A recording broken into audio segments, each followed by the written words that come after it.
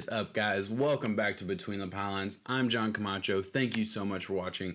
And today, doing something a little bit different. Normally, this would be another draft profile that I post every Monday, Wednesday, and Friday. I'm taking a little bit of a break for that for this Friday episode, and I just really wanted to talk about the combine that's going on right now. I feel like it's kind of prevalent, and there's a lot going on. Obviously, over the next 3 days. I'm recording this Thursday night, so the tight ends, quarterbacks, and receivers have already run. And to this point, most of my content on this channel has been running backs and wide receiver draft profiles, right? So I wanted to take just a second to go back and talk about some of the receivers that I've already done profiles on, and a lot of just the other receivers, and just look at their 40 times. That's kind of the main thing that I'm going to focus on in this video. Before we get to that, I do just want to say the 40 time is like this much of it. All right. So for my program, it equates to about 5%.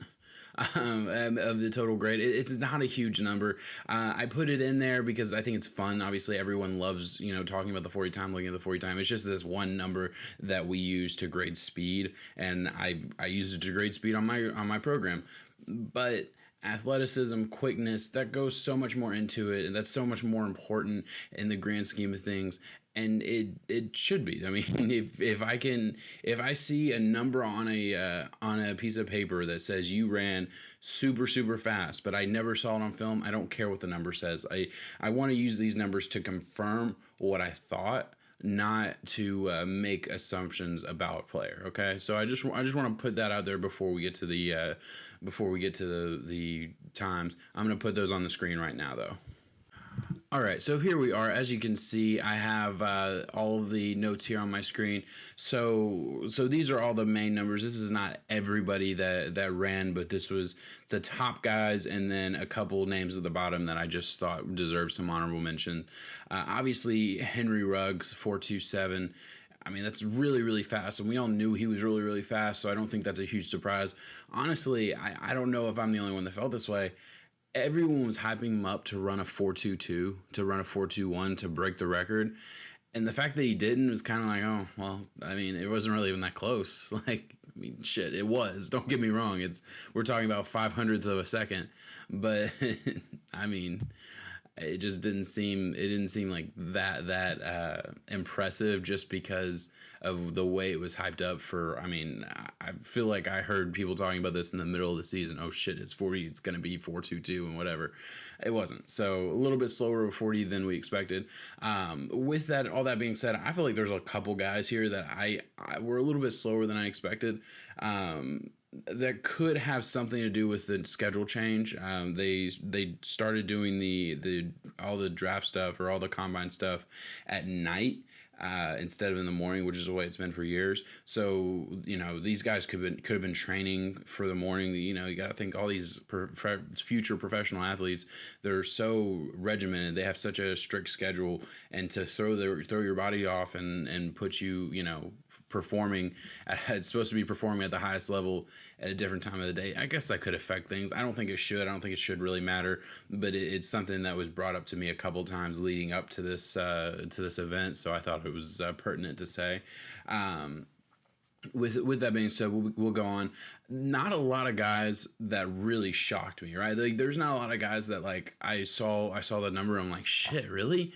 I was just really off, or I misread. Denzel Mims, and I put out a draft profile for them, I believe, this past Monday. I could be wrong with the day, but it's definitely out there. I really liked him. I was a big fan. Did not realize he was a 4.38. Did not realize he was that fast. And I knew he was fast. I knew he had speed. I kind of think I saw him more as a strider, like a long striding receiver, than just the insane speed. 4.38, that's an insane 40 time. Really exciting for Denzel Mims. And I think, with his overall skill set, that 40 time is gonna boost him up the draft board. I think it should anyway, which is really awesome. And I want to say somebody actually commented in the comment of that video saying that I was off on the 40 time. I know they did for another player that I'm going to talk about in a second. If not, I guess I'm sorry, but I definitely heard from somewhere that I was really off on that. So I'm glad I was. That's definitely something I'm gonna have to go back and look at. Hopefully everything else I said about him was right, because I really like the player, and I really think he think is going to be good in the NFL. But yeah, a lot faster than I had him projected for. We're going to skip a couple of these names. I will say Devin Duvernay. Expect a draft profile on him. I'm actually really, really high on him. I like him a lot. Chase Claypool here, supposed to switch to tight end. That's what a lot of people were saying. That's what I saw an article out talking about how he's willing to change to tight end. I mean, that's insane for a 4.42 tight end. That would be crazy. I mean, that 40 time was insane. All right, so the next guy I want to talk about here is Justin Jefferson. And we have to start off with a mistake that I made, right? So I watched his LSU versus Auburn this past season, and I graded him. I graded him in that game and a couple other games, but that game was not his best game. And it was brought up to me in the comments on that video that I made on Justin Jefferson that I was grading him on a nasty wet field because it just rained earlier that day, slowing him down and making him maybe not look as explosive as I thought he was, and as he did look in other videos. I didn't take that into account at all.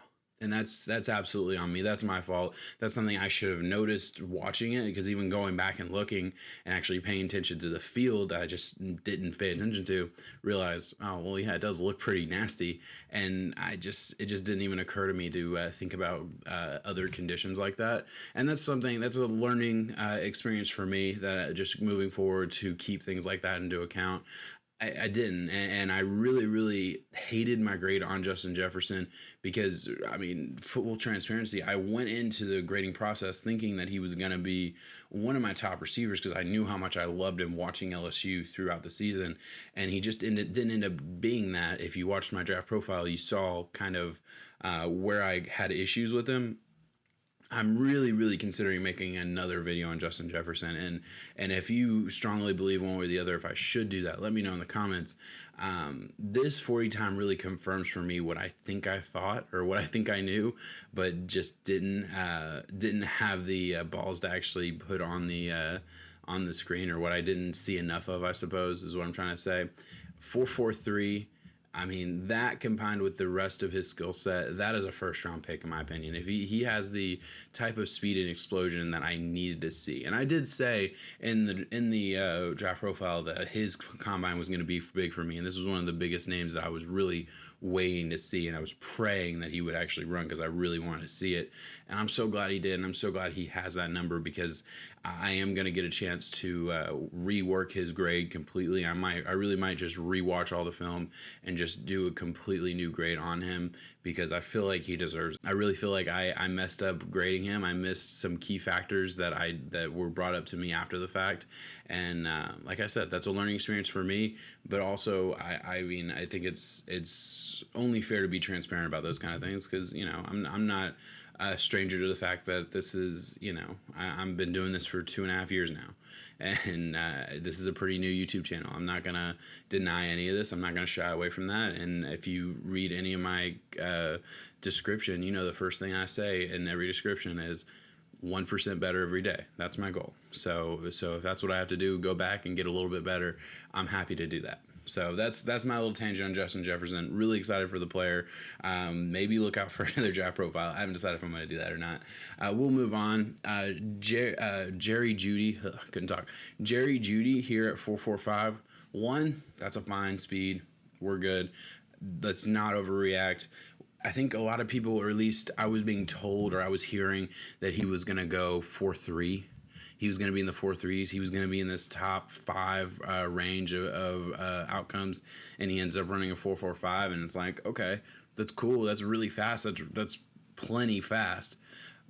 But you kind of almost expect more, And again, I think that's kind of the same thing with Henry Ruggs. It's like, man, all the speed that was on the team, you just kind of thought they were all maybe a little bit faster than they were.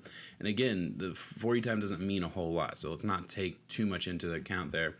Still one of the top receivers in the game. Still doesn't really affect his draft stock at all. That's plenty fast. That's fine. But I was a little bit surprised, just I think because of what I was expecting versus what I saw. Another big name here, Donovan Peoples-Jones. He also had one of the best vertical jumps in history. I don't remember what the year was, but I think it was like since 2003 or 2006 or something. He had the best vertical jump, but a 4.48. For as big as he is, for as explosive as he is, that's a plenty fine time. That's really really fast and is really exciting for him. Again, another guy that if you watch my profile on it, it just killed me how bad his quarterback was, and I just thought the Shea Patterson for Michigan just absolutely destroyed Donald Peoples-Jones, because if he had the quarterback that a lot of these other guys had, if he had just a average college quarterback, that's all he needed. He didn't need anybody special. If he had an average college quarterback, he'd be in that first round conversation. I really believe that. And I think with that being said, a team is going to get a steal on Donovan Peoples-Jones because of how good this class is already, and how far he might fall because some of the film just isn't there. Because shit, the ball is at your feet every time. There's not a lot of playmaking that you can do. It doesn't matter how good you are. Next name here, CeeDee Lamb.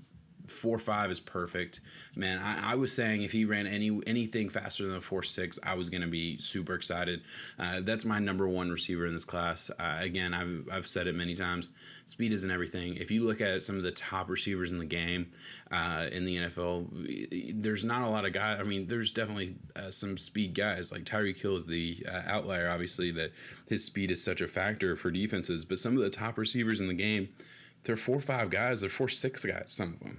We're talking about DeAndre Hopkins, Keenan Allen, guys like that. They're not the speed guys. They're the Michael Thomas, another one.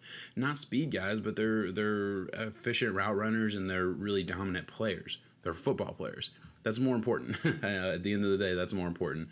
And I think CeeDee Lamb, again, I'm so excited for him. If you watch my video, I think he's the best receiver in this class, and this is a loaded class. So that's awesome, just to see him put that out there. Brandon Ayuk, I haven't done a profile on him yet, but I'm going to. A little bit surprised. I expected him to go a little bit faster. I feel the same way with Laviska Shenault, another guy I haven't done a profile on, but I expected him to be a little bit faster than he ultimately was. Michael Pittman, that's perfect. 4.52. We knew he wasn't just an absolute burner, but he's fast enough, and he's just going to be that deep ball threat. I'm so excited for Pittman. Again, another guy. There's so many guys in this class that I really really like. Another guy that I think he deserves to go in the second round, and he might not. And then I closed it out with KJ Hill because I've done a draft profile on him, and I really like KJ Hill. He's one of those guys where he's a little bit. He's in that third round range for me, but I think he could easily fall to day three, round 4, sorry. And this 40 time doesn't help him. I expect him to be faster than that. 4.6, 40 is a little bit crushing. Again, like I just said, there's a lot of really good receivers in the NFL that aren't super fast, and that's not a time that should absolutely destroy him. But man, with the talent in this class, with everything else that's kind of going against him, just outside forces that have nothing to do with him, that sucks. That sucks for a guy that I was really high on. If you go back and look at my draft profile on him, I'm a big fan. I don't remember what the exact grade for him was, but 4.6, that sucks. That's going to bring him down just a touch because I know I had him faster than that. But that's it, guys. Those are the main guys that I wanted to talk about in this video. I think I'm going to try and do a video over the next 3 days just talking about, the big things that come out of the scouting combine. The unfortunate part about it is, and the unfortunate part about just what I do specifically, and what anybody who is just really into the draft but doesn't have the access that the teams and big name scouts have, is the fact that the most important part of this whole process, the most important part of scouting, is knowing the kid, knowing the player. And it's one of those things where so many times I look at guys and I'm like, man, I think there's something there. I think he could build on the talent that he has. I think there's building blocks. He's got a lot of potential, and I'm stuck. I'm like, man, I don't know who he is. I don't know if he could be this elite player that grows into the skills that I definitely see are possible, or if he's just a bum that's not gonna apply himself and not gonna do the things that he needs to do to get to that point. And that's just something we can't know. And it's the biggest flaw with my program and what I do and how I've built this way of grading players. It's kind of different. That's hopefully combines the film with the analytics. And there's that third factor that's probably the most important, and it's the person at the end of the day.